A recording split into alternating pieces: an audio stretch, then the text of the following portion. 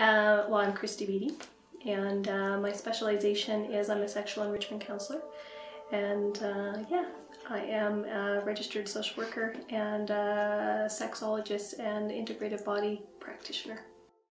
Lots of individuals come in because everything from women and men that have a low sexual confidence, so just individuals that are not feeling that they really maybe understand maybe their bodies or their thoughts, beliefs, and attitudes. They might have inhibiting thoughts, beliefs, and attitudes about their sexuality. So that's one aspect. I also have individuals coming in, couples that come in that might have a difference in sexual desire. That's very, very common. So what I usually do, if an individual comes in with, say, a thought of maybe that they have a sexual dysfunction, I get those individuals to go to a physician and to get a physical in order for us to rule out or also understand that there is a physiological component. And then we come in. There's always physical and psychological are quite linked together. So I can also have couples come in that maybe have been diagnosed with, a sexual dysfunction that has a physiological aspect. And then I work with them on the emotional, the mental emotional aspect of that sexual dysfunction. So, yeah. So what I do with couples is, or most of my clients is, I do a very thorough psychosexual history and a genogram, or what we call primary scenario. So I just really delve into gathering a bunch of information so that I might be able to pull out any themes that might have happened in their past. And then what we do is we talk about goals, and we implement a plan on creating small successes within the goals that they talk about. With couples that come in and they do have a difference in their sexual desire, it's then talking about how to create intimacy and how to create a compromise so both individuals in the relationship can feel confident in their or satisfied in their sexual intimate relationship. So. I do primarily work with people that are over 18, but I have worked with teens as well. But most people that I work with are usually ranging from, I would say, about 20 all the way to 60. So I work with and do workshops on women's sexuality, midlife sexuality, as well as senior sexuality and spirituality as well. So. I also work with individuals that come in and have kind of a low body image or a low self-confidence because of their body image. Because often when people don't feel confident about themselves within their body, that shows in their sexual relationship or just within their intimate relationship, because they feel very shy about their body, they feel very inhibited. And so we work on some of those thoughts, beliefs, and attitudes that are limiting them from really tapping into that sexual goddess or god that they have within themselves. So one of the things that I will do with a couple is I will get them to do a skin time. So often what can happen within a relationship, if there's a difference in sexual desire, is one of the individuals kind of attaches physical contact as it automatically meaning having sex.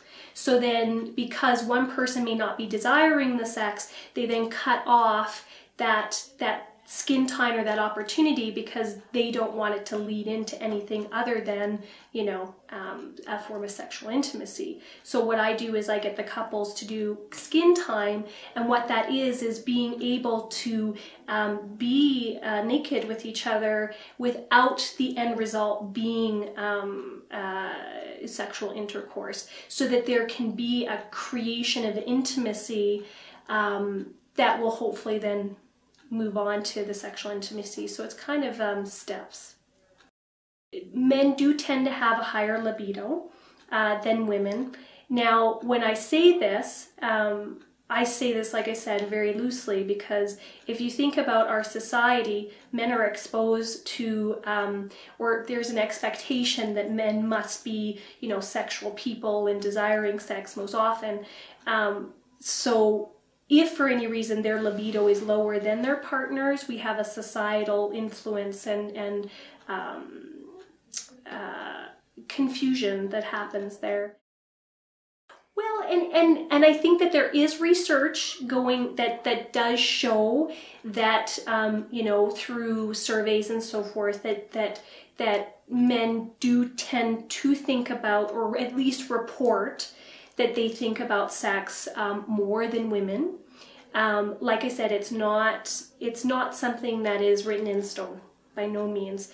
But I do think that just based on testosterone and some research out there that talks about the influence of testosterone on libido, that there is a higher likelihood of men to have a higher sexual drive because of the link with the testosterone. But like I said, I don't want to blanket all men in that.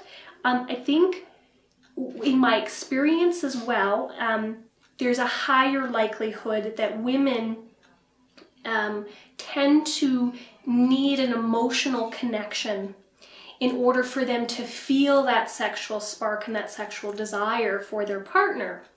Whereas more often than not, men tend to get that emotional connection after being sexually intimate. So that tends to be a little bit of a difference there. I believe that women's libido is a little bit more complex than men's libido because women have components like hormones and pregnancy, societal influence and expectations that I believe really makes women's libido a little bit more complex than men. Arousal as well tends to be a wee bit different for men and women. So women tend to maybe need a little bit more stimulation and time in order for them to get to a place of a satisfaction. It doesn't necessarily mean orgasm, but if that's the result. Whereas men, I like to say that women need their fire stoked a little bit more, whereas men's fires are already they're just kind of like, they're lit up. So, I mean, that's definitely a difference between what I found in men and women. I think going to a counselor that does sexual enrichment or anything that has sexuality attached to it can be quite difficult for people to come in. But I think it's more important than ever for people to get to a place where they can explore a topic that often tends to be very taboo and very intimidating, because sexuality is something that influences and connects with all aspects of our lives, and we can prioritize it kind of on the bottom of our priority because we, like I said, because of the intimidation factor there, and it, you know, there is an importance of not just having a sexual connection with a partner, but there's also an importance of discovering who you are as a sexual being and how you feel about yourself and how to be even sexual with yourself. And because that just bleeds out into all aspects of people. If you often see very confident individuals that have kind of a very wonderful, vibrant energy, often if you talk to them and if they're open enough to talk about kind of where that, you know, if that confidence is in all aspects of their lives, more often than not, they'll talk about there being a sexual confidence. So if you're sexually confident, often it oozes out into all areas of your life. So